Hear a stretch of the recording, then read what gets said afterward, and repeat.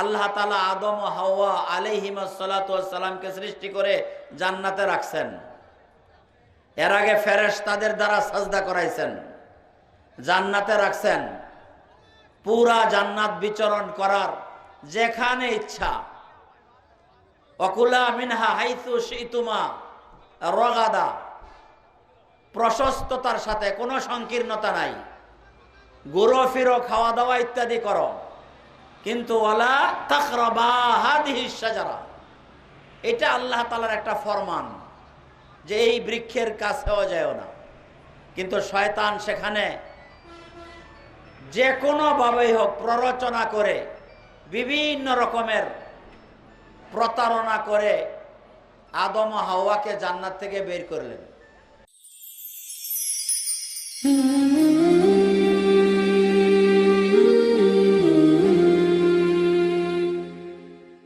সন্দেহ নাই। এবং স্বপ্ন দ্বারা তিনি দিনের কোনো বিষয় কায়েম করছে না, দিনের একটা পদ্ধতি চালু করছেন। এই পদ্ধতি এটা যে কোনো মানুষ বদলাইতে পারে। কারণ আমাদের আগের যুগের মানুষেরা চাদর পিনত, জামা কাপড় এভাবে কাইটটা সেলাই করে গায়ে দিত না, লঙ্গি ফাড়া পিনত। এখনকার যুগ এরকম, আগে খোরার মধ্যে পানি খাইতো, খোরা চিনেন? খোরার মধ্যে পানি খাইতো, তারপরে গ্লাসের মধ্যে পানি খায়, মগের মধ্যে পানি খায়, আরো আরো অনেক ফার্নিচার। আগে মাটির খোরা ছিল, তারপরে কি হয়েছে? চিনি, সিরামিকের হয়েছে, কাচের হয়েছে, উন্নত। এগুলো তো কেউ খারাপ বলে না। পদ্ধতিগত বেশ কম হতে পারে। মসজিদ সবচেয়ে ভালো জায়গা, ফেরেশতাদের আনাগোনার জায়গা, এই জন্য মানুষকে মসজিদে জমা করা হয়। মসজিদে গেলে যত বড় সন্ত্রাসী হোক, সে আদব কায়দার সাথে যায়, অজু করে যায়, জুতা খুলে যায়, ঠিক কিনা বলেন? এই জন্য মসজিদে তার দিলের ভিতরে, মসজিদে গেলে সে অর্ধেক হেদায়েত হয়ে যায়। একটা মানুষ ইযা রাআইতুমুর রাজুলা ইয়াতাআহাদুল মসজিদ ফাশহাদু লাহু বিল ঈমান, যখন তোমরা কোনো মসজিদ মুসল্লিকে বা কোনো মানুষকে মসজিদে যাতায়াত করতে দেখো, তুমি তাকে ঈমানের সাক্ষী দাও। কেন? আল্লাহ তাআলা বলেছেন ইন্নামা ইয়ামুরু মাসাজিদাল্লাহি মান আমানা বিল্লাহি ওয়াল ইয়াউমিল আখির। আল্লাহ বলছেন আমার মসজিদ আবাদ করে, আবাদ মানে মসজিদে নামাজ পড়ে, মসজিদে আবাদত করে, মসজিদে বসে থাকে ওই ব্যক্তি যে আল্লাহ এবং পরকালে বিশ্বাসী। কাজে 6 নম্বর 6টা উসুল। কেন? ইমানের ব্যাপারে ত্রুটি হয়েছে, তার মধ্যে কোনো সন্দেহ নাই। ইমানের ব্যাপারে যে আমাদের ত্রুটি আছে, সন্দেহ আছে? ইমানের অর্থ কি? তারসিখুল ইয়াকিনিস সাদিক। এক মানে একটা ইমান সহি ইয়াকিন দিলের ভিতরে বসাইতে হবে। সহি ইয়াকিন একমাত্র আল্লাহ থেকে হয়। ভ্রান্ত ইয়াকিন দূর করতে হবে, মাখলুক থেকে হয়, আসবাব থেকে হয়, বিভিন্ন বস্তু থেকে হয়। এই বিশ্বাস দিল থেকে দূর করতে হবে। এটা হলো ইমান। এটা কার ভিতরে আছে বলেন? টাকায় বাঁচাইছে, সম্মানে বাঁচাইছে, মামু মাগিনার সম্পর্ক থাকার কারণে বেঁচে গেলাম, সারেং বাঁচাইছে। আল্লাহ কোরআনে এদের মাজাম্মাত বা কি বলেন, তাদের বদনাম, দুর্নাম ব্যক্ত করেন যে একদল লোক যখন জাহাজে থাকে, যখন চতুর্দিক থেকে ঢেউ তরঙ্গ আসে, তখন বলে কি আল্লাহ বাসা, আল্লাহ বাসা, এই জিকির আল্লাহ আল্লাহ করে। যখন আল্লাহ তাআলা বাতাসকে কমায় দেন, জাহাজটা কিনারায় পৌঁছে, তখন বলে কি, কয় সারেঙ্গে বাঁচাইছে। ওয়াইদা রাকিবু ফিল ফুলক দাউল্লাহ মুখলিসিনা লাহুদ্দিন ফালাম্মা নাজ্জাহুম ইলাল বার ইযা হুম ইউশরিকুন। তখন তারা শরীক করে যে সারেঙ্গে বাঁচাইছে। এই যে মানুষের বিশ্বাস, টাকার কারণে পয়সা গেলাম, ডাক্তারের কারণে পয়সা গেলাম, যে করোনা হয়েছিল যদি টাকা না থাকতো 25 লাখ, তাহলে বাঁচার উপায় ছিল না। এইগুলো সব মানুষের দিল থেকে বের করে একমাত্র আল্লাহ থেকে বলে। এই জন্য ইমানকে সহি করা, এই ইমানের মেহনত। অতএব হযরতে উলামা একরাম ভালো করে জানেন, সাধারণ মানুষকে এটা বুঝতে হবে। দুনিয়াতে অনেক রকমের দাওয়াত আছে, যত লাইনের দাওয়াত আছে, দিনই লাইন হোক না কেন, এর চাইতে ফলপ্রসূ, যথোপযুক্ত, যোগোপযোগী এবং সর্বজনীন এই দাওয়াত ও তাবলীগের প্রোগ্রামের উপরে নাই। এটা পরীক্ষিত, কাজে এটা মকবুল মেহনত। যাই হোক, সময় কম, এই ব্যাপারে কেউ ভ্রান্তিতে পড়বেন না। বেশি বেশি করে দাওয়াত ও তাবলীগে সময় লাগান। এখানে কারা আছেন 3 চিল্লা লাগাইছেন? হাত তোলেন তো। 3 চিল্লা কারো হয়েছে? মাত্র 2 জন। আল্লাহ কবুল করুক। সাল লাগানোর নিয়ত আছে কিনা? আল্লাহ কবুল করুন। যারা এক চিল্লা লাগাইছেন আছেন এরকম কেউ? এক চিল্লা লাগাইছেন, মাশাআল্লাহ। আরো কিছু বেড়ে গেল, 3 চিল্লা লাগানোর নিয়ত আছে তো ইনশাআল্লাহ? যারা 3 দিন লাগাইছেন আছেন কেমন? দাওয়াত ও তাবলীগের মেহনতে 3 দিন, মাশাআল্লাহ। সবার কি চিল্লা লাগানোর নিয়ত আছে? আল্লাহ কবুল করুন, আল্লাহ কবুল করুন। ওমা আলাইনা ইল্লাল বালাগ ওয়া আখিরু দাওয়ানা আলহামদুলিল্লাহি রাব্বিল আলামিন। আসসালামু আলাইকুম ওয়া রাহমাতুল্লাহ। আসসালামু আলাইকুম ওয়া রাহমাতুল্লাহি ওয়া বারাকাতুহু। আলহামদুলিল্লাহ আলহামদুলিল্লাহি নাহমাদুহু ওয়া নাস্তাঈনুহু ওয়া নাস্তাগফিরুহু ওয়া নাউযু বিল্লাহি মিন শুরুরি আনফুসিনা ওয়া মিন সাইয়্যাতি আ'মালিনা। মান ইয়াহদিহিল্লাহু ফালা মুযিল্লা লাহু ওয়া মান ইউযলিলহু ফালা হাদিয়া লাহু। ونشهد أن لا إله إلا الله وحده لا شريك له ونشهد أن محمدا عبده ورسوله. أما بعد فأعوذ بالله من الشيطان الرجيم. بسم الله الرحمن الرحيم. يا أيها الذين آمنوا ادخلوا في السلم كافة ولا تتبعوا خطوات الشيطان إنه لكم عدو مبين. فإن زللتم من بعد ما جاءتكم البينات فاعلموا أن الله عزيز حكيم. صدق الله العظيم. وقال رسول الله صلى الله عليه وسلم كن عالما أو متعلما أو محبا أو معينا ولا تكن خامسا فتهلك أو كما قال عليه الصلاة والسلام. وصدق رسوله النبي الكريم ونحن على ذلك من الشاهدين والشاكرين والحمد لله رب العالمين. اللهم صل على محمد النبي الأمي وعلى آله وسلم تسليما. سبحان الله وبحمده سبحان الله العظيم. سبحان الله والحمد لله ولا إله إلا الله والله أكبر ولا حول ولا قوة إلا بالله. محترم মুআজ্জাজ সদরে মজলিস, মঞ্চে উপবিষ্ট অন্যান্য ওলামা একরাম, আশপাশ বা দূর দূরান্ত থেকে আগত শ্রোতাবৃন্দ, আল্লাহ তাআলার দরবারে লাখো কোটি শুকর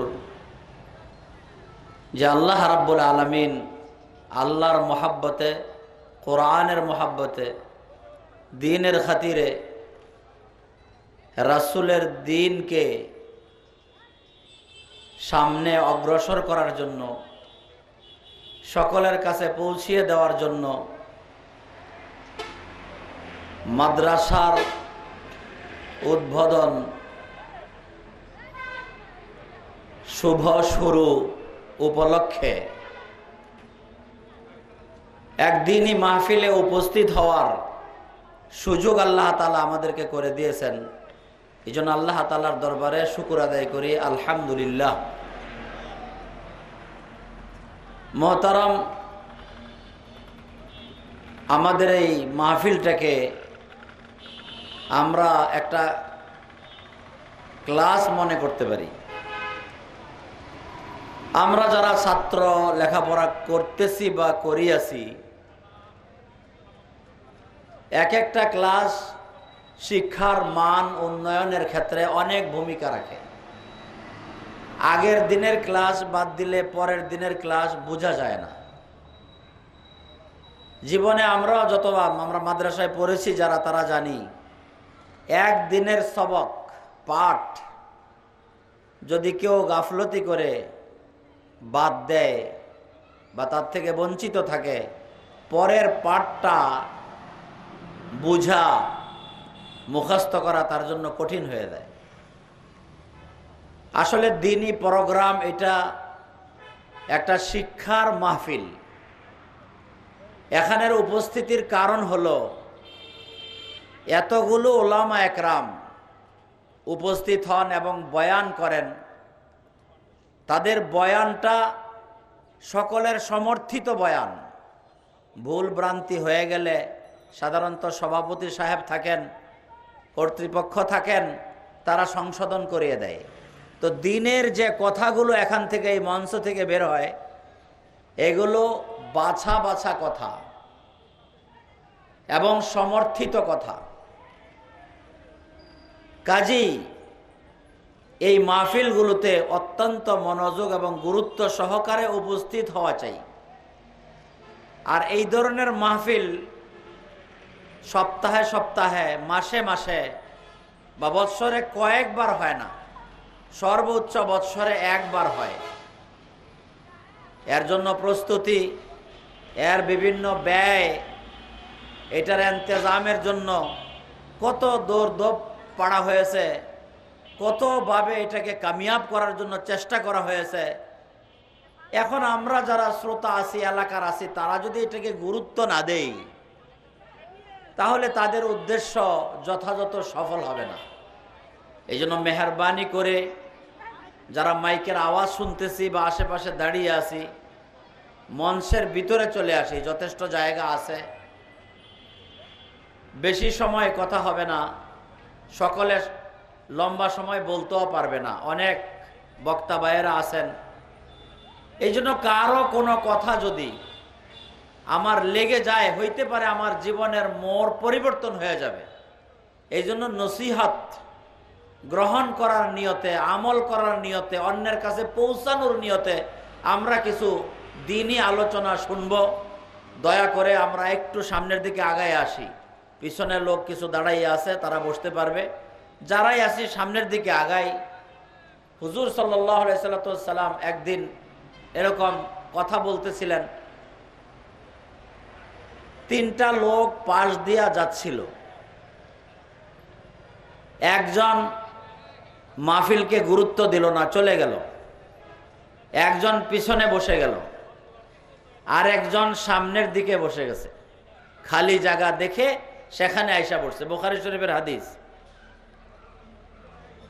ইমাম বুখারীর উদ্দেশ্য এই হাদিস বলার দ্বারা দ্বীনি প্রোগ্রামে আগাইয়া যাওয়া দরকার, এর বরকত এবং এর ফায়দা, উপকারিতা পাওয়ার জন্য পিছনে থাকা উচিত না। অন্তত কিছুতেই মাহফিল ত্যাগ করা উচিত না। এটা কিন্তু আল্লাহ এবং আল্লাহর রাসূলের সাথে এক ধরনের অবজ্ঞা প্রদর্শন করা। আল্লাহর রাসূল কথা শেষ করার পর বললেন তিন ব্যক্তির অবস্থা, যে তাদের একজন আল্লাহ তাআলার দিকে আগাই আসছে। আল্লাহ তাআলার দিকে আগাই আসার মানে তিনি মুহাম্মদুর রাসূলুল্লাহ সাল্লাল্লাহু আলাইহি সাল্লাম কথা বলতেছিলেন, ওমা ইয়ানতিকু আনিল হাওয়া, উনি নিজের ইচ্ছা মতো কথা বলেন না। ইন হুয়া ইল্লা ওয়াহয়ু ইউহা, যাহা কেবল ওনাকে পৌঁছানো হয় সেটাই উনি বলেন। কাজে কেমন যেন আল্লাহর কথা আল্লাহ নিজে বলতেছেন মাহফিলে উপস্থিত হয়ে। তাই রাসূল বললেন যে একজন আল্লাহ তাআলার দিকে আগাই আসছেন, আল্লাহ তাআলা তার দিকে আগাই গেছেন। দ্বিতীয় ব্যক্তি শরমে, লজ্জায়, যে তো আসছি পিছে, কিভাবে আগাইয়া যাই, সবাই তাকায়া থাকবে, এই জন্য চুপ করে পিছে বসে গেছে। সে আল্লাহর প্রতি লজ্জা দেখাইল, আল্লাহ তাআলা তার প্রতি লজ্জা দেখাইয়া তাকে মাফ করে দিলেন। তৃতীয় ব্যক্তি মাহফিলকে কোনো রকমের মূল্যায়ন করলো না, গুরুত্ব দিল না, আল্লাহ তাআলা তার ব্যাপারে কোনো গুরুত্ব দেন নাই। আর আল্লাহ তাআলা যদি কাউকে গুরুত্ব না দেন, قال اخسئوا فيها ولا تكلمون اخسئوا فيها। কাল কিয়ামতের দিন জাহান্নামে পড়ে কিছু লোক চিল্লাপাল্লা করবে, রব্বানা আখরিজনা মিনহা, আল্লাহ জাহান্নাম থেকে বের করে দেন। আমরা আগের কাজগুলো আর করব না। ফাইন উদনা ফাইন্না যালিমুন, যদি পুনরায় আবার এই জাহান্নামের কাজই দুনিয়াতে করি তাহলে আমরা অপরাধী বিবেচিত সাব্যস্ত হব। আপনি একবার বের করে দেন। আল্লাহ তাআলার পক্ষ থেকে বলা হবে, ফেরেশতারা বলবে ইকসাউ ফিহা, অপদস্থ, অপমানিত, অবহেলিত হয়ে জাহান্নামে পড়ে থাকো। এই হলো আল্লাহ তাআলা যাদেরকে অবজ্ঞা করবেন, তাদের কোনো কথা কোনো মূল্যায়ন হবে না। মান আরাদা আন যিকরি ফাইন্না লাহু মাঈশাতান যানকা ওয়া নাহশুরুহু ইয়াওমাল কিয়ামাতি আ'মা। যারা আল্লাহ তাআলার স্মরণ থেকে বিমুখ হয়,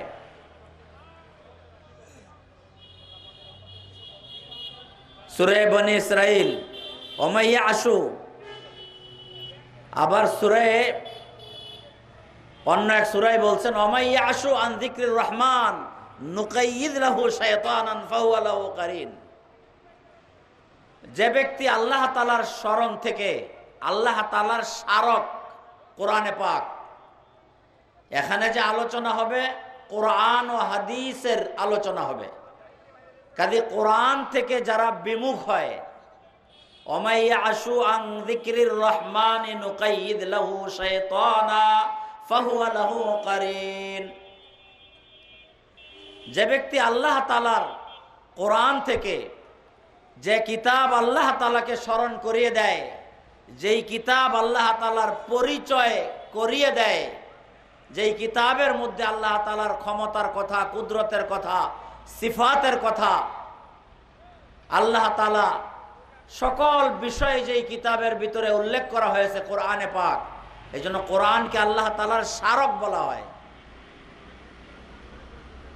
কোন প্রতিষ্ঠান থেকে একটা স্মারক বের হয়, এই প্রতিষ্ঠানকে স্মরণীয় করে দেয়, ইয়াদগার করে দেয়, এই প্রতিষ্ঠানকে সকলের অন্তরে জায়গা করে দেয়, ওকে স্মারক বলে, স্মারক লিপি।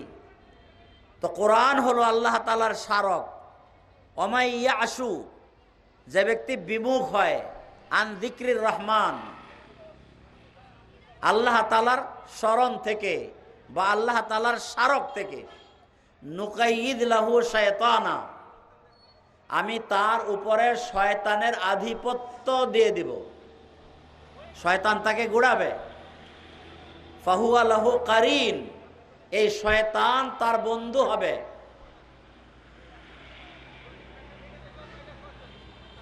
এবং সে এমন সব কাজ করবে যেগুলো গর্হিত কাজ, কিন্তু সে মনে করবে করতেছে ভালো কাজ।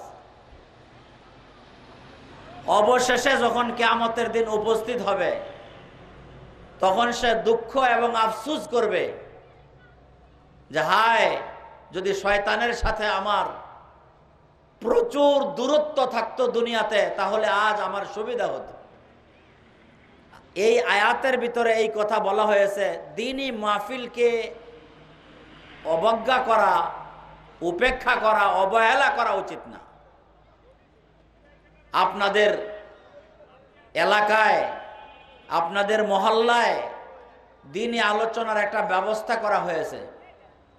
কোনো না কোনোভাবে আপনিও এর মধ্যে অংশগ্রহণ করেছেন, এবং এর মগজ যেটা, মনে করেন এই মাহফিলের জন্য বিভিন্ন রকমের এটার ইন্তজাম, এটার ডেকোরেশন, এটার জন্য অর্থকরীর ব্যবস্থা, এটার জন্য সমর্থন পেশ করা, এটার অন্যান্য ব্যবস্থাদি সব কিছুর মধ্যে অংশদারিত্ব আছে। তারপরে আসল মগজ কি, এখানের মূল বিষয়টা কি? আলেম ওলামাদের মুখ নিঃসৃত কথা শোনা শোনার উদ্দেশ্য আমি যে দিনের উপর চলতেছি কতটা শুদ্ধ আছে এবং আমার চলার মধ্যে কতটা ভুল আছে, এর সংশোধন যেন হয়। যেগুলো আমার মধ্যে নাই সেগুলো যেন আমার মধ্যে আসে। যে সমস্ত স্বভাব, খাসলত, অভ্যাস বা কার্যকলাপ আমার মধ্যে আছে কিন্তু দিন ধর্ম সমর্থন করে না, ওইগুলোকে বাদ দেওয়া। অর্থাৎ এক কথায় যেটাকে আমলের নিয়ত বলে। তো এইটা হইলো জিস্ট, এটা হইলো খোলাসা, সারমর্ম। সমস্ত ইন্তেজাম বেকার যদি এখান থেকে কিছু শিক্ষা দীক্ষা আমাদের না হয়, ঠিক কিনা বলেন? এই মাহফিল থেকে যদি কিন্তু অর্জন উপার্জন না হয় তাহলে সমস্ত ইন্তেজাম বেকার। এর পিছনে হয়তো হাজারো হাজার টাকা ব্যয় অবশ্যই হয়েছে, যেভাবেই হোক, যার থেকেই হোক, যে কোনোভাবেই হোক, এবং এর ইন্তেজামের জন্য অনেক দৌড়ধাপ করা হয়েছে। এই সব কিছু বেকার হয়ে যাবে যদি এর থেকে আমরা কিছু নিতে না পারি, এর থেকে কিছু অর্জন করতে না পারি। কাজী মোহতারাম বন্ধুরা, মনোযোগ সহকারে কিছু শোনার কথা শোনার চেষ্টা করি। আল্লাহ তাআলা আমাদেরও আপনাদের সবাইকে তৌফিক দান করুন, বলেন আমিন। কোরআনে পাকের সূরা বাকারারই এক জায়গা থেকে দুইটা আয়াত তেলাওয়াত করা হয়েছে। আল্লাহ তাআলা ইয়া আইয়ুহাল্লাযীনা আমানু, ওহে ঈমানদারগণ। এটা বড় মহব্বতের ডাক আল্লাহ তাআলা।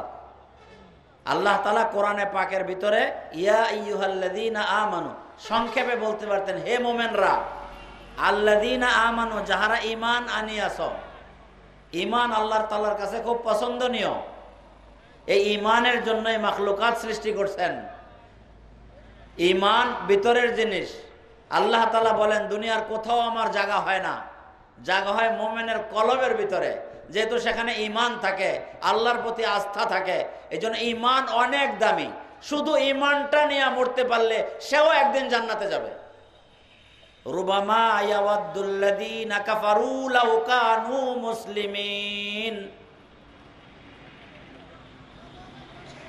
বারবার বারংবার কাফেররা আফসোস করবে, লাউ কানু মুসলিমিন, অন্তত মুসলমান হয়ে যদি মরতে পারতাম। ওমাই ইয়াবতাগি গায়রাল ইসলামে দীনা ফালা ইউকবালা মিনহু ওয়া হুয়া ফিল আখিরাতি মিনাল খাসিরিন। ইসলাম ছাড়া কোন ধর্ম আল্লাহ তাআলার কাছে গ্রহণযোগ্য নয়। কাজেই যে ব্যক্তি ঈমান আর ইসলাম ব্যাকরণগত বা আবিধানিকভাবে কখনো কিছু পার্থক্য হয়, মোটামুটি একই বলা চলে। ঈমান, ইসলাম, দ্বীন, ইহসান এগুলো একই ধরনের শব্দ। তো যারা ঈমান ছাড়া, ইসলাম ছাড়া কাল কিয়ামতের দিন উপস্থিত হবে, তাদের কাছ থেকে সেটা গ্রহণ করা হবে না। সে আখিরাতে চরম অপরম ক্ষতিগ্রস্ত হবে। আর ইন্নাদ-দীনা ইনদাল্লাহিল ইসলাম, নিশ্চয়ই দ্বীন আদর্শ, আদর্শ আল্লাহ তাআলার কাছে যেই আদর্শ প্রিয় গ্রহণযোগ্য সেটা হলো ইসলাম। কাজে ঈমান ও ইসলাম, ইয়া আইয়ুহাল্লাযীনা আমানু বলে আল্লাহ তাআলা মুমিনদেরকে সম্বোধন করে বলতেছেন। কোরআনে পাকের ভিতরে প্রায় 90 জায়গায় আল্লাহ তাআলা এই শব্দটা ব্যবহার করেছেন। যেখানে ইয়া আইয়ুহাল্লাযীনা আমানু বলেছেন তারপরে কোনো একটা নির্দেশ বা কোনো একটা নিষেধাজ্ঞা আল্লাহ তাআলা জারি করেছেন। এখানে আল্লাহ তাআলা বলেন ইয়া আইয়ুহাল্লাযীনা আমানু উদখুলু ফিস সিলমি কাফা, তোমরা পরিপূর্ণভাবে ইসলামে প্রবেশ করো। পরিপূর্ণভাবে ইসলামে প্রবেশ করো তার মানে ইসলামের যতগুলো দিক আছে সবটা মানো, অথবা পরিপূর্ণভাবে বাহ্যিকভাবেও মুসলমান হও, বিতর্গতভাবেও খাঁটি মোমেন হও। বাহিরে ভিতরে সামগ্রিকভাবে সকল দিক থেকে তোমরা ইসলামে প্রবেশ করো। ওয়ালা তাত্তাবিউ খুতুওয়াতিশ শায়তান, শয়তানের পথ অবলম্বন করো না। ফাইন্নাহু লাকুম আদুউম মুবিন, শয়তান তোমাদের প্রকাশ্য শত্রু। শয়তান কোনো গোপন শত্রু না, প্রকাশ্য শত্রু। আর তার শত্রুতা বাবা আদম ও হাওয়া থেকে শুরু হয়েছে। কম বেশি মুসলমান মাত্রই জানা আছে আল্লাহ তাআলা আদম ও হাওয়া আলাইহিমুস সালাতু ওয়াস সালামকে সৃষ্টি করে জান্নাতে রাখছেন। এর আগে ফেরেশতাদের দ্বারা সাজদা করাইছেন, জান্নাতে রাখছেন। পুরা জান্নাত বিচরণ করার যেখানে ইচ্ছা, অকুলা মিনহা হাইসু শিতুমা রগাদা, প্রশস্ততার সাথে কোনো সংকীর্ণতা নাই। ঘুরো ফিরো, খাওয়া দাওয়া ইত্যাদি করো, কিন্তু ওয়ালা তাকরাবা হাদিহিস শাজারা, এটা আল্লাহ তাআলার একটা ফরমান যে এই বৃক্ষের কাছেও যায়ও না। কিন্তু শয়তান সেখানে যে কোনো ভাবেই হোক প্ররোচনা করে, বিভিন্ন রকমের প্রতারণা করে আদম ও হাওয়াকে জান্নাত থেকে বের করলেন। ইয়া আইয়ুহাল্লাযীনা আমানু, আল্লাহ তাআলা মুমিনদেরকে বলেন, লা তাত্তাবিউ খুতুওয়াতিশ শায়তান, শয়তান যেন তোমরা শয়তানের পদাঙ্ক অনুসরণ করিবে না।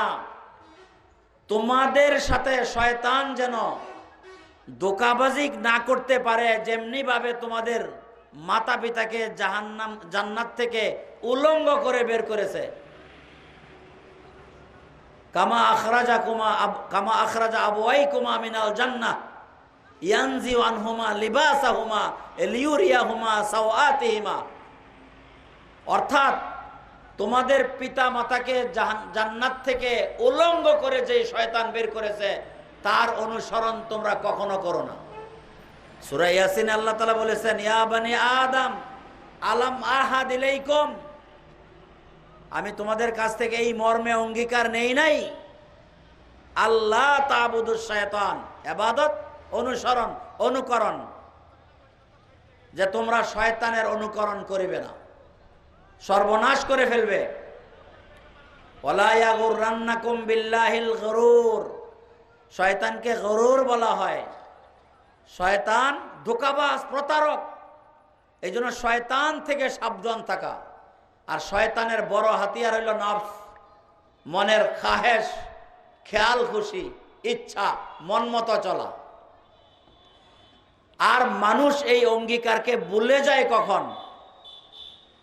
ওয়ালা তাকুনু কাল্লাযীনা নাসুল্লাহ ফাআনসাহুম আনফুসাহুম, হয়ো না ওদের মতো যারা আল্লাহকে ভুলে গেছে, আল্লাহর ওয়াদা অঙ্গীকারের কথা ভুলে গেছে। ফাআনসাহুম আনফুসাহুম, ফলে বিধায় আল্লাহ তাআলা তাদের নিজের সম্পর্কে তাদেরকে ভুলাইয়া দিছেন। আমরা কিন্তু এই অবস্থানে আছি এখন। আমাদের নিজের করণীয় বর্জনীয় সম্পর্কে আমরা উদাসীন, আমরা ভুলে গেছি আমাদের দায়িত্ব কি সেটা ভুলে গেছি। আলহাকুমুত তাকাসুর, বলে গেছি কি কারণে? সম্পদের আধিক্য, সম্পদের মোহ, সম্পদের লালসা আমাদেরকে বুলাইয়া দিয়েছে। সূরা আলহাকুমুত তাকাসুর হাত্তা যুরতুমুল মাকাবির, বুঝে আসবে, তোমরা খেয়ালে আসবে কখন? যখন কবরের জিয়ারত করবে। এক কবর জিয়ারত তো বাপ মা মারা গেছে জিয়ারত করি, সেটা না।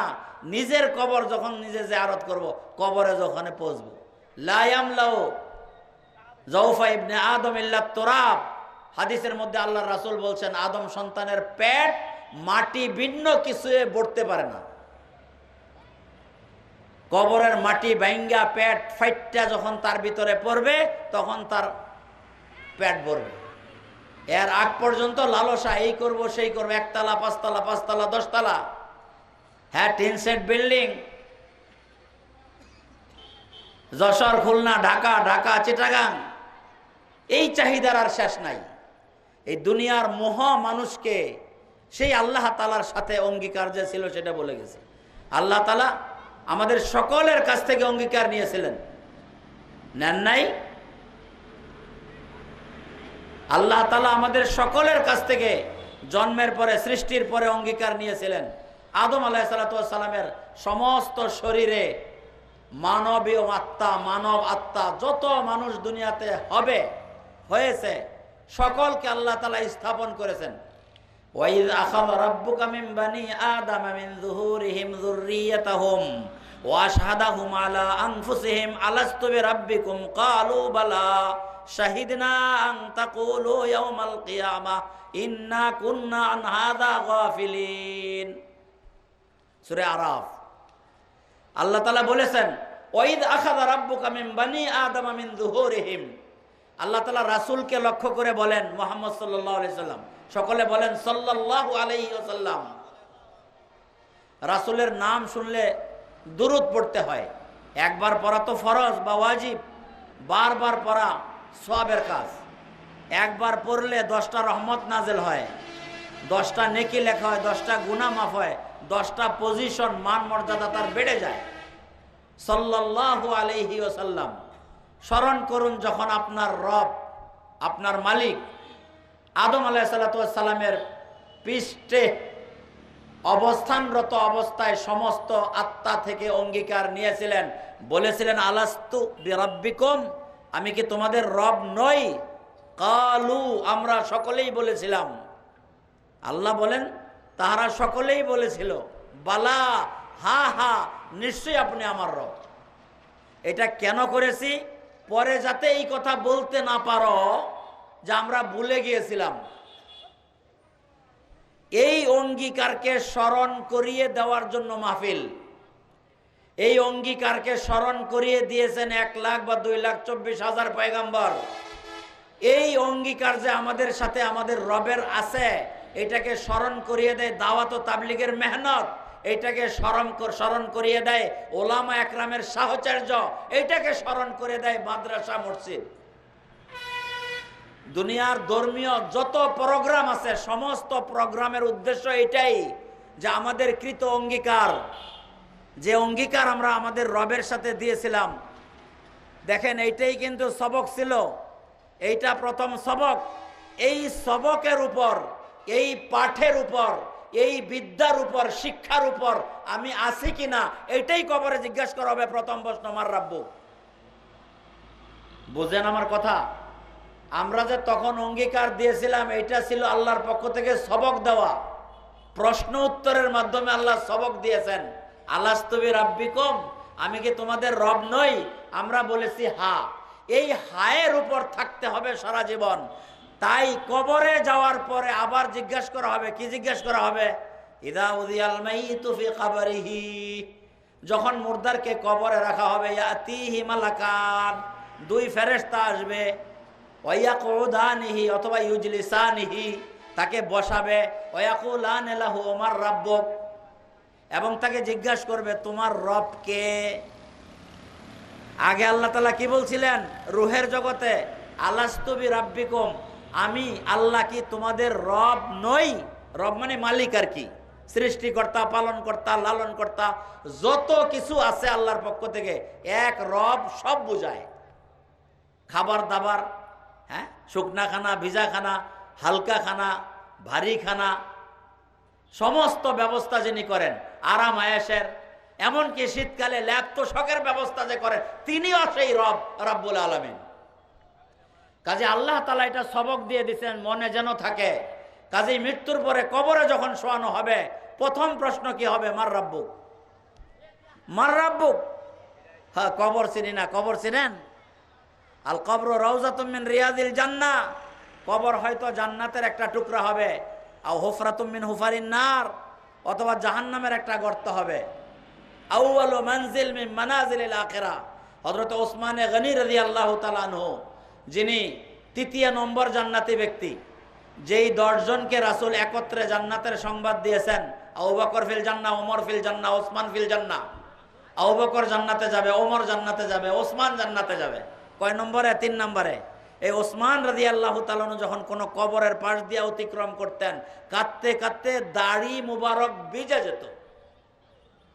সাহাবা একরাম জিজ্ঞাসা করতেন, তাযকুরুন নার, আপনি আগুনের কথা মনে করেন, জাহান্নামের কথা স্মরণ করেন, এত কাঁদেন না, কবরের ব্যাপারে এতটা কাঁদেন কেন? কবরের ব্যাপারে এতটা কাঁদেন কেন? তখন বলছে, শোনো, আমি রাসূল থেকে শুনেছি কবর হলো প্রথম ঘাঁটি, রিসিপশন। অভ্যর্থনা। কবর হলো একজন মুমিনের অভ্যর্থনা। মান নাজা মিনহা বা মান নাজা ফিহা, যে কবর থেকে নাজাত পেয়ে গেল সমস্ত ঘাটিগুলি পার হয়ে যাবে, সমস্ত ঘাটিগুলো পার হয়ে যাবে। আর যে কবরে আটকে গেল, কবরে ঠেকে গেল, বাধাগ্রস্ত হলো, সামনে অগ্রসর হইতে পারবে না। ওই হাদিসের মধ্যে আসছে, তখন যখন জিজ্ঞাসা করবে তাকে মান রাব্বুক, সে বলবে মান রাব্বুক, রাব্বি আল্লাহ। অমা দিনুক, তোমার ধর্ম কি? দীনি আল ইসলাম। কোন নীতির উপর ছিলে, কোন আদর্শের উপর জীবন কাটাইয়া দিয়েছ? বহু মনীষী, মহামনীষী দুনিয়াতে অতিক্রান্ত হয়েছে। অনেক লোক তাদের বিভিন্ন রকমের নীতি, তাদের কালচার ইত্যাদি রেখে গেছে। তুমি কোন কালচারের উপর ছিলা, কোন নীতির উপরে ছিলা, তুমি এটা জিজ্ঞাসা করা হবে। ওমা দিনুক, দিন মাযহাব মিল্লত আদর্শ রীতিনীতি, তোমার চাল চলন পরিবেশ কি ছিল? দীনি আল ইসলাম। ওমান হাদাল্লাযী বুইসা ফিকুম, রাসূল সাল্লাল্লাহু আলাইহি সাল্লামকে দেখিয়ে বলা হবে এই ব্যক্তিকে, ইনাকে চিনো কিনা? দেখা লাগবে না। যারা রাসূলের আদর্শ পালন করেছে, সুন্নাহ, পাও থেকে মাথা পর্যন্ত সুন্নাহ, সুরাতান সিরাতান সুন্নাহ, স্বভাবের মধ্যে সুন্নাত, স্বভাবের মধ্যে সুন্নাত, সারিরাতান, দিলের ভিতরে যে ব্যথা, এটাও রাসূলের সুন্নাত। ব্যথা, আমার ভাই নামাজ না পড়ে জাহান্নামের দিকে যাচ্ছে, আমার ভাই কালিমা ঠিক না করে জাহান্নামের দিকে যাচ্ছে, এটা আমার দিলের ভিতরে কোনো দরদ লাগে না। এটা রাসূলের উম্মতের পরিচয় না। রাসূলের উম্মত হবে তারা যে বেশভূষায় রাসূলের তরিকা মানবে, মানসিকভাবেও রাসূলের তরিকা মানবে, স্বভাব এবং খাসলত অভ্যাসগতভাবেও রাসূলের তরিকাকে সে মানবে। তো তাকে জিজ্ঞাসা করে, যদি এইগুলো সে মানে, রাসূলকে দেখেই সে চিনে ফেলবে। এক তো রাসূলের কবর এবং তার মাঝখানে সমস্ত ব্যবধান সরাইয়া দিবে, অথবা রাসূলকে সামনে পেশ করা হবে, রাসূলের আকৃতি। তখন সে বলবে হাদা মুহাম্মদ আল্লাযী বুইসা ফিনা, ইনি তো মুহাম্মদ রাসূলুল্লাহ, যাকে আমাদের হেদায়েতের জন্য পাঠানো হয়েছিল। আসমান থেকে আওয়াজ আসবে, আন সাদাকা আবদি, আমার বান্দা ঠিক উত্তর দিয়েছে, উত্তর সঠিক হয়েছে। আফরিশু লাহু মিনাল জান্নাহ, জান্নাতের বিছানা বিছাইয়া দাও। আলবিসু লাহু মিনাল জান্নাহ, জান্নাতের পোশাক পরিয়ে দাও। আফতাহু লাহু বাবান ইলাল জান্নাহ, জান্নাতের দিকে গেট খুলে দাও। মুহতারাম, ওই যে আল্লাহ তাআলা বলছিলেন আমি কি তোমাদের রব নই, সবক দিয়েছিলেন, সেই সবকের ইন্টারভিউ হবে আবার কবরে। যে সমস্ত নেক বান্দারা আল্লাহ তাআলার আদর্শ, হাবিব আল্লাহর রাসূলের আদর্শের উপর চলবে, তারা উত্তর দিতে কোনো কুণ্ঠিত হবে না। আর যদি ওয়াইন কানা গায়রা সালিহাতিন, ওই ব্যক্তি যদি নেককার না হয়, সে বলবে কি? সে বলবে হা হা লা আদরি, হা হা। সেও আরবিতেই বলবে, কারণ কবরের ভাষা আরবি। হা হা, এই জন্য একজন মুসলমানের কম বেশি আরবি শেখা জরুরি। তাআল্লামুল আরাবিয়াতা ফাইন্নাহা মিন দীনিকুম, হযরত ওমর রাদিয়াল্লাহু তাআলা, আরে তোমরা আরবি শিখো, আরবি তো তোমাদের ধর্ম, আরবি তোমাদের দিন। কোরআনের ভাষা আরবি, রাসূল আরবি, জান্নাতের ভাষা আরবি। আমরা জান্নাতে যাইতে চাই কি না? জান্নাতে যাইতে চাইলে আরবি শিখতে হবে। মাশাআল্লাহ, এই এলাকার নাম হচ্ছে আরবপুর, নাকি? বহুত ভাগ্যবান, আরবপুর। আরব মানে যাদের ভাষা আরবি।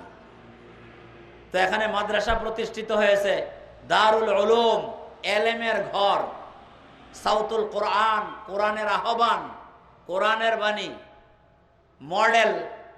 আজকাল কিছু কম বেশি ইংরেজি না জানলে হয় না, তাই মডেল দেওয়া হয়েছে মাদ্রাসা, যেখানে পাঠ হবে। তো আরবপুর আল্লাহ তাআলা কবুল করেন। আরব দ্বারা এই এলাকার বুড়ো জোয়ান, নারী পুরুষ, ছেলে মেয়ে, বালক বালিকা, রিক্সাওয়ালা, ড্রাইভার, একবারে ছোট থেকে বড়, নিম্নবিত্ত থেকে উচ্চবিত্ত, সাধারণ মানুষ থেকে উপরস্তরা সবাইকে আল্লাহ তাআলা আরবি শিখার তৌফিক দান করুন এই মাদ্রাসার উসিলায়। ব্যাপার না কোনো। সাহাবা একরামের কাছে যখন রাসূল আসছেন সকলের বয়স কি 8 বছরের শিশু ছিল বলেন, না বুড়াও ছিল? আরে বুড়া ছিল না, অনেক সাহাবা একরাম বুড়া ছিল, তারও আরবি শিখছে। হযরত ওমর রাদিয়াল্লাহু তাআলা আনহু কোরআনে পাক শিখছেন 12 বছরে। কয় বছরে? আপনারা আমার কথা বুঝেন না। আরে আমার কথা কি বুঝেন? তো হাটা বলবেন না কিছু। ওমর রাদিয়াল্লাহু তাআলা আনহু 12 বছরে কোরআন শিখছেন। কয় বছরে? ওনার ছেলে ইবনে উমর শিখছেন 8 বছরে। কয় বছরে? আপনারা এখানে যদি 90 বছরের কোনো বুড়া থাকেন তারও 12 বছর লাগবে না কোরআন শিখতে। 21 দিন, 25 দিন, 3 মাস, 1 বছর তো অবশ্যই সে কোরআন শিখতে পারবে। কাজেই মাদ্রাসা শুধু শিশুদেরকে পড়ানোর জন্য নয়, মাদ্রাসা বয়স্কদের পড়ানোর জন্য। কাজেই বয়স্ক মাদ্রাসা, পার্ট টাইম মাদ্রাসা, পার্ট টাইম একজনের 1 ঘন্টা। মাদ্রাসাগুলো এমন হওয়া দরকার যখন যে কোনো লোক, একটা রিক্সাওয়ালা এক বেলা রিক্সা চালায়, অটো এক বেলা চালায়, আরেক বেলা খালি, রিক্সা অটো বন্ধ করে দুপুরে খানা খাইয়া 1 ঘন্টা ঘুম দিয়ে আসরের পরে আসবে, মাগরিব টু এশা তার দর্শ মানে সবক, তার পাঠ দান। হ্যাঁ, যারা 12 ঘন্টা সময় দেয় তারা 3 মাসে 1 মাসে যতটুকু পড়তে পারে, যে 1 ঘন্টা সময় দেয় সে 1 বছরে পড়বে। কোনো তাড়াহুড়া নাই, দিনই কাজে কোনো তাড়াহুড়া নাই। কেউ যদি নাম লেখায় মাদ্রাসায় ভর্তি হয়ে যায় যে আমি হুজুর রিক্সাওয়ালা, আমি পড়বো। আমাদের ঢাকায় এক মাদ্রাসা আছে, আমি এক জায়গায় বুখারী শরীফ পড়াই, তারা রিটায়ার্ড সচিব, ডাক্তার, ইঞ্জিনিয়ার, বয়স 60। আমার কাছে যত ছাত্র পড়ছে এই পর্যন্ত সকলের সর্বোচ্চ বয়স ছিল 85, মরে গেছে অনেকে। উপসচিব, যুগ্ম সচিব, এরা দাওয়াত ও তাবলীগের মেহনতে যাইয়া দেখলো, আরে দিন তো আমি শিখলাম না, আমি তো কোরআন পড়তে পারি না। মনে রাখবেন, যত যোগ্যতা থাক সমস্ত বিষয় সহজে আহরণ করা যায়, হাসিল করা যায়, অর্জন করা যায়। কোরআন একটা নির্দিষ্ট অবস্থায় মেহনত না করলে জিন্দিগিতে হাসিল করা সম্ভব নয়। কোরআনের ব্যাপারে একটা মেহনত লাগবেই লাগবে। আর কোরআন এমন এক বিষয়, আল্লাহ তাআলার সমস্ত দিনের কেন্দ্রবিন্দু হলো কোরআনে পাক। গোটা ইসলামের মগজ হলো কোরআনে পাক, গোটা দিন হলো কোরআনে পাক। এই জন্য কোরআনকে সর্বপ্রথম শিখতে হয়। একটা লোক যদি প্রাইমারির আগে কোরআন শিখে 2 বছর লাগবে, প্রাইমারি পরে কোরআন শিখলে 5 বছর লাগবে, হাই স্কুল পরে কোরআন শিখলে 10 বছর লাগবে, বিএ এমএ পাশ করে কোরআন শিখলে 20 বছর লাগবে। আর যদি সব কিছু পড়ার পরে কোরআন পড়ে তো জীবনে পারবে কিনা সন্দেহ। এই জন্য আমরা যারা ভুল করেছি, ছোটকালে কোরআন শিখি নাই, এই কথা মনে করেন না যে আমার দিনটা এমনিই চলে যাবে। অনেকে আমরা ভাবছি দুনিয়াতে এক একজন নেতৃত্ব স্থানীয় লোক হয়ে গেছি, উচ্চ পজিশনের হয়ে গেছি, সবাই সম্মান করে, সব মাদ্রাসার খেদমত করি, সব হুজুরদের সাথে সম্পর্ক। হ্যাঁ ভালো, এটার একটা বেনিফিট পাওয়া যাবে। ঈমান ও ইয়াকিন যদি থাকে এই সমস্ত বিষয়গুলো যোগ হবে। ওই যে গ্রেজ আগের যুগে বা এখনো হয়তো আছে, ফেল করছে এক বিষয়ে 3 বা 5 কম, এটার কাজ হবে। কিন্তু মোটেও পাশ করে নাই, তার কোনো গ্রেজে মেরেজে ধরবো না। এই জন্য কোরআনে পাক এটা শিখা দরকার। এই জন্য মাদ্রাসার সাথে যারা জড়িত আছেন, আসা যাওয়া করেন, মহব্বত করে, তারা ভর্তি হয়ে যান, ভর্তি হয়ে যাবেন, নাম লেখায় দিবেন। আমি যেটা বলতেছিলাম, একজন ভর্তি হওয়ার পরে মারা গেছে, 80 বছরের ছাত্র।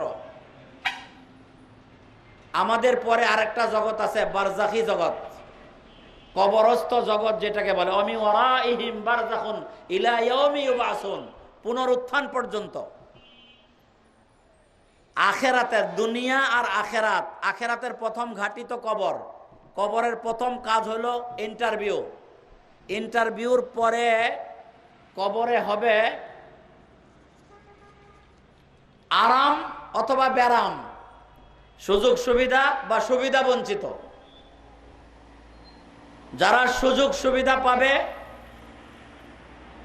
তাদের ব্যাপারে তো বলা হবে আনসাদাকা আবদি, আমার বান্দা সঠিক উত্তর দিয়েছে। যারা সুবিধা বঞ্চিত তাদেরকে বলা হবে লা দারাইতা ওয়ালা তালাইতা, তুমি নিজেও শিখলে না বয়স থাকাকালীন, বয়স চলে যাওয়ার পরে অন্তত মাদ্রাসা মসজিদ ইমাম মুয়াজ্জিন আলেম ওলামা পীর মুর্শেদ এদের দরবারে থাইকা এদের কাছে থাইকা অর্জন করলে না, কোনোটাই তুমি করো নাই। এটা বলবে ওয়ায়ুজরাবু বিমিত্রাকাতিন হাদিদ, লোহার হেমার দ্বারা পিটাইবে। ফায়াসিহু সাইহাতান, সে এমন ভাবে চিৎকার করবে ইয়াসমাউ গায়রুস সাকালাইন, জিন এবং মানুষ তারা সবাই শুনবে, এত কঠিন ভাবে চিৎকার করবে। অনেক সময় কবরের আশেপাশে গরু ছাগল বাঁধা থাকলে ছুটাছুটি করে কবরের আযাব শুনে। কবরের আযাব সত্য, আযাবুল কবরে হাক্কুন। আমাদের সামনে অনেক পথ আছে, আমরা দুনিয়াতে যত সময় কাটাই সেটা সর্বোচ্চ ৬০-৭০ বছর বা ১০০ বছর। ১০০ বছরের পরে কেউ সাধারণত বাঁচে না, কিন্তু কবরস্থ জীবন সর্বনিম্ন ১,২০,০০০ বছর। সর্বশেষ যেই ব্যক্তিটা মারা যাবে সেও ১,২০,০০০ বছর কবরে থাকবে।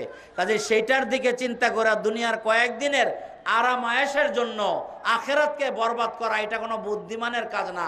এই জন্যই বলা হয় আল কাইয়িসু মান দানা নাফসা ওয়া আমিলা লিমা বাদাল মাউত, জ্ঞানী ব্যক্তি সে যে নিজেকে চিনে এবং পরকালের জন্য কাজ করে। ওয়ালা আযু মান আতবা হাওয়াহু নাফসা ওয়া তামান্না আলাল্লাহ। আর মূর্খ বেয়াকুব হলো ওই ব্যক্তি যে খালি লম্বা লম্বা আশা করে যে আমি তো মাপ পাই এই যাইমু, আমার এত কিছু আছে, এত লোক আমাকে সম্মান করে, কিছুই কাজ আসবে না, কেউ পরিচয় দিবে না। কোরআনে পাকের ভিতরে আছে ভাই ভাইয়ের পরিচয় দিবে না, ছেলে বাপ মার পরিচয় দিবে না, বাপ মা ছেলের পরিচয় দিবে না। কিন্তু যারা ভালো মানুষ হবে, যারা ভালো মানুষ হবে তাদের সাথে আবার সুসম্পর্ক থাকবে। আল আখিল্লাউ ইয়াউমাইযিন আদুউন বা'দুহুম লিবা'দ ইল্লাল মুত্তাকিন। কিন্তু যারা মুত্তাকি পরেজগার তাদের সাথে সম্পর্ক থাকবে, এমনকি তাদের কারণে আল্লাহ তাআলা তাদের ছেলে মেয়েদেরকে পার্শ্ববর্তী জান্নাতে থাকার জায়গা করে দিবেন। তাদের কারণে হাজী সাহেব ভালো মানুষ ছিলেন, ওনার ছেলে নামাজ পড়তো, দাওয়াত ও তাবলীগের মেহনত করত, কিন্তু উল্টা সিধাও কিছু করত। কিন্তু আল্লাহ তাআলা ওই বাপের আমলের কারণে ছেলেকে কিছুটা সুযোগ সুবিধা দিবেন। কাজেই মূল বিষয়টা থাকতে হবে সেটা কোরআনে পাকের শিক্ষা সকলের জন্য জরুরি, সকলের জন্য জরুরি। কাজেই যারা এই মাদ্রাসা প্রতিষ্ঠা করেছেন, যারা এর জন্য তত্ত্বাবধান করতেছেন, তাদের শুকর আদায় করা দরকার। আমাদের ছেলেপেলেদেরকে এখান থেকে কোরআন শেখানোর জন্য একটা ব্যবস্থাপনা হয়েছে, সকলে বলেন আলহামদুলিল্লাহ। আরে আলহামদুলিল্লাহ বলতে তো আর খরচ লাগে না কোনো, না শীতের দিন আলহামদুলিল্লাহ, এটা কত বড় নিয়ামত। এর দ্বারা আসমানি আযাব ও গজবের ফয়সালা আল্লাহ তাআলা উঠায় নেবেন। কারণ এখানে কোরআনে পাকের তেলাওয়াত হবে, কোরআনের সম্পর্ক সরাসরি আরশের সাথে, লোহে মাহফুজের সাথে, সরাসরি আল্লাহর সাথে কোরআনের সম্পর্ক। আমার পূর্বে হুজুর বলে গেছেন কোরআন ওয়ালার ফজিলত সম্পর্কে। একজন যদি হাফেজে কোরআন বানাইতে পারে জান্নাতের 10টা টিকিট তাকে দেওয়া হবে, সে 10 জন জাহান্নামীকে সুপারিশ করে জান্নাতে নিয়ে যেতে পারে। অতএব মোহতারম, দুনিয়ার অবস্থানকে আমরা পুঁজি না বানাই। দুনিয়াতে মানুষ সম্মান করে, ইজ্জত করে, কিন্তু দিন ধর্ম আল্লাহর রাসূলের আদর্শ আল্লাহর হুকুম আমার মধ্যে কতটুকু আছে এটার ব্যাপারে চিন্তা করি। মক্কার বড় বড় কাফেররা এই চিন্তা করত। কি চিন্তা করত? ওয়ালাইন রুদিতু ইলা রাব্বি লা আজিদান্না খায়রাম মিনহা মুনকালাবা। অর্থাৎ আমি দুনিয়াতে যে আমার একটা সুনাম সুখ্যাতি, আমার প্রভাব, লোকজন সকলে আমাকে চিনে, এই জন্য কাল কিয়ামতের দিন যদি আমি পুনরায় উঠি আল্লাহ তাআলা এটা আমাকে দিবেন, কোশ্চিন কালে হবে না। আত্তালা আলাল গায়ব আমিত্তাখাযা ইনদার রহমানে আহাদা, কাল্লা। আল্লাহ বলেন কোশ্চিন কালে হবে না। দুনিয়া দিয়ে আখিরাতকে মাপিও না, আখিরাতকে আন্দাজ করিও না। কারণ আখেরাতের বিষয়টা অত্যন্ত ভয়াবহ, প্রস্তুতি নিয়ে যাইতে হবে সেখানে। মোহতরম, প্রস্তুতি কি? মাদ্রাসা মসজিদের সাথে সম্পৃক্ত হওয়া, আলেম ওলামাদের মজলিসে বসা, এই সমস্ত মাহফিল শুনে নিজেরা প্রস্তুতি নেওয়া যে আমাদের মধ্যে কি কি বিষয়ে ত্রুটি আছে। তো যাই হোক, আমি যে আয়াতখানা পড়েছি, পুরাপুরিভাবে ইসলামে প্রবেশ করো। ইসলামের মোটামুটি 5টা কাজ। এক তো বুনিয়াল ইসলাম আলা খামস। আমি অন্যভাবে বলতেছি, ইসলামের উদ্দেশ্য হলো নিজের ঈমান দুরস্ত করা, সমস্ত আমলগুলো সুন্নত মোতাবেক করা, সুন্নত মোতাবেক করা, রিজিক হালাল রাখা, কার কি হক এবং অধিকার আছে পাওনা যথাযথভাবে আদায় করা, নিজের আখলাক চরিত্রকে সুন্দর করা, এবং এই বিষয়গুলি অন্যের কাছে পৌঁছে দেওয়া। এটা দায়িত্ব, তাবলিগ দায়িত্ব, এটা আমাদের করা। তাবলিগের প্রসেস, তরিকা, পদ্ধতি ভিন্ন হতে পারে। আজকাল হয়তো আপনারা শুনেছেন তাবলিগ নিয়ে কথা উঠছে, যেটা বেদাত, এই রীতিনীতি ছিল না। কে বলছে? দুনিয়াতে দাওয়াতের, বিশেষ করে এই শতাব্দীতে যত রকমের দাওয়াতি কার্যক্রম, আমরা তো অনেকগুলোর সাথে পরিচিত না। দাওয়াতি কার্যক্রম অনেক রকমের আছে, অনেকভাবে দাওয়াত দেওয়া হয়। সবচেয়ে ফলপ্রসূ, সবচেয়ে উপযুক্ত, সবচেয়ে সর্বজনীন এবং সকলের জন্য পরীক্ষিত অভিজ্ঞতায় দেখা গেছে, বাস্তবে দেখা গেছে, দাওয়াত ও তাবলীগের উপরে মানুষকে দ্বীনের পথে আনার বিকল্প আর কোনো উন্নত পথ এর থেকে নাই।